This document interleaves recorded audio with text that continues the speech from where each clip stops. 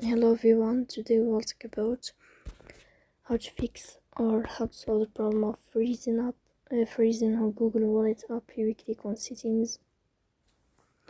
In this page, you will enter to apps, default apps, app settings. On above, you will search about Google Wallet. Here in this page of app info, you will click on first stop and you will click OK. Here you will enter to the window of storage. Then you click on clear cache, but pay attention, don't click clear data because that can delete your account. In the end, you can turn off your phone and you can restart your phone again to fix that problem. So please don't forget to support us by like and subscribe. See you next time, and thank you for your watching.